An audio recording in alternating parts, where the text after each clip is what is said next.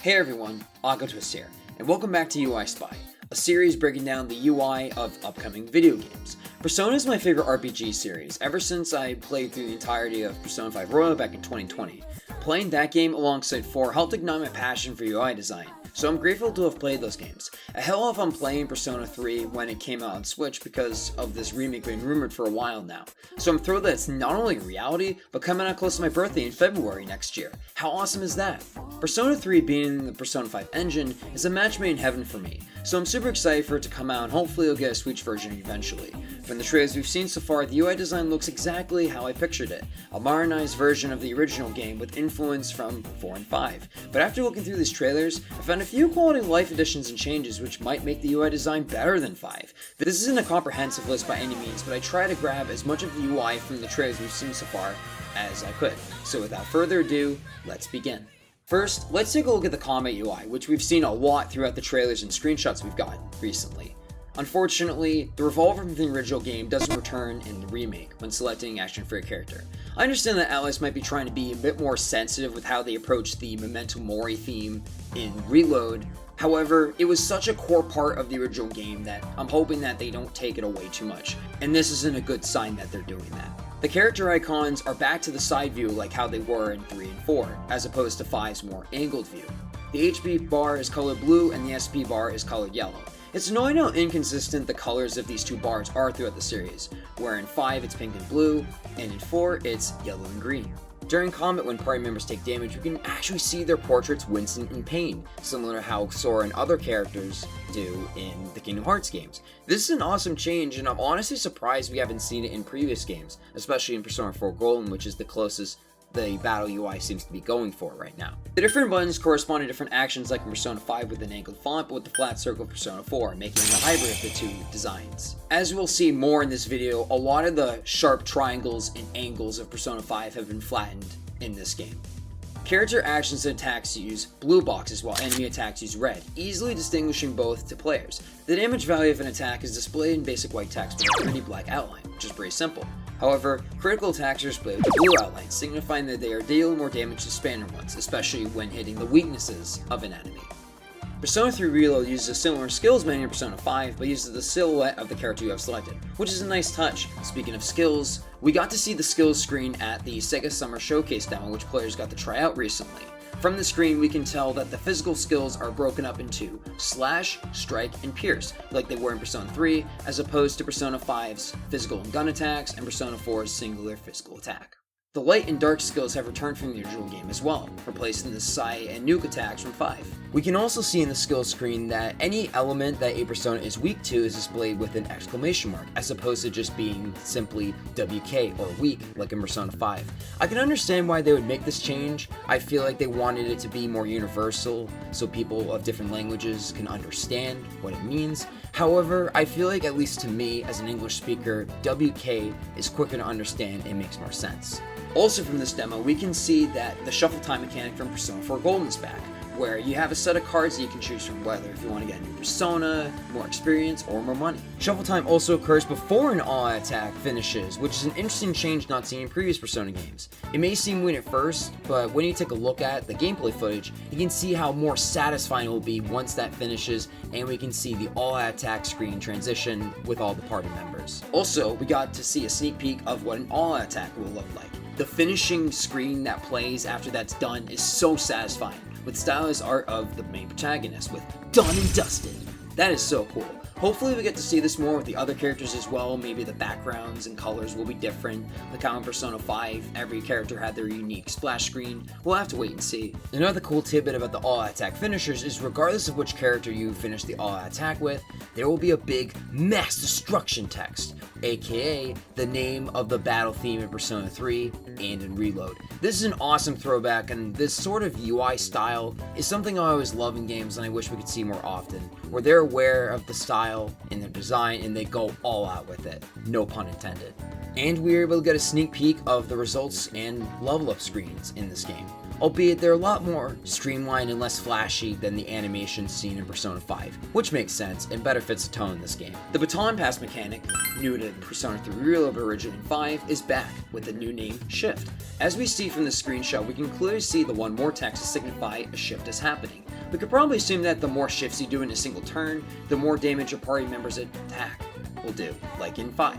And finally, for special attacks, the Persona 3 and 4 style flat cut-ins are back, as we see when Koromaru and Aegis use their special attacks against enemies. The battle UI alone shows how P3R seems like it'll have a less stylized Persona 5 style UI, while taking in cues from the original game as well as Persona 4 Golden. Next, let's talk about the UI that players see while they are in the overworld. The minimap is nearly identical to Persona 5, with similar placements of icons. It's mostly blue due to the player icon being yellow, and there being easy to read icons due to it having an overall more minimal approach. The stylistic approach to the UI, which made Persona 5 in particular really famous, isn't fully going away. It's being traded for readability while still feeling familiar to Persona veterans in general. If anything, it's going to have a balance between style and substance. During dialogue sequences, the full name of a speaking character shows in the header at all times, which was only done for certain sequences in previous Persona games, such as when a character first introduces themselves.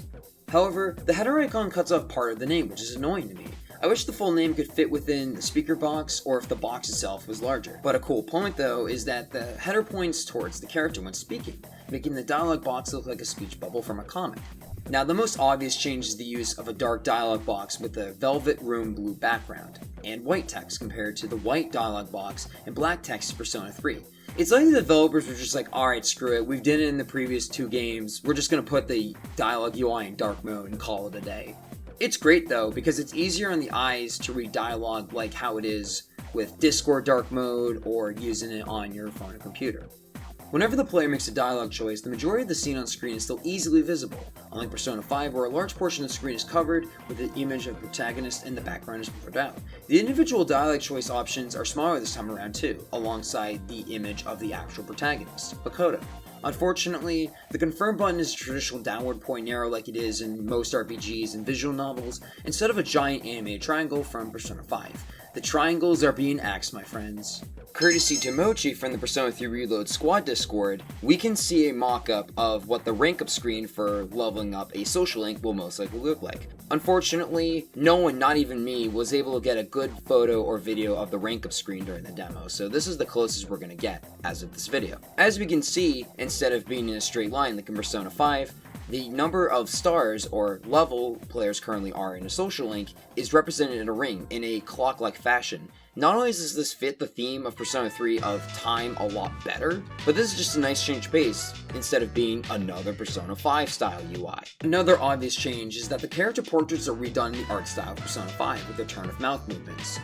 As you can see from this comparison image, you can see how drastically cooler these portraits are compared to the original game, and how the originals haven't really aged well. Dialogue sequences feature Persona 5 style cut-ins focusing on a character, so it's more dynamic than just having portraits and models on screen at all times. One of the biggest features of the Persona series, Date and Time, has a couple odd changes for Reload. For one, there's a large weekend, weekday, or dark hour tax behind the Date and Time UI. This probably reminds players which type of day it is, with the dark hour specifically being an important gameplay mechanic in Persona 3. The text overlaps with the current Date and Time text, but the blue and green font makes it still easy to read. The text also flows like a wave, which fits in with the water motif that the UI seems to be going for, and that we can see in the promotional material and trailers. The color and size of the date and time elements are reversed from the original game, where the date is now larger than the time, and the time of day has a blue font as opposed to having a white font.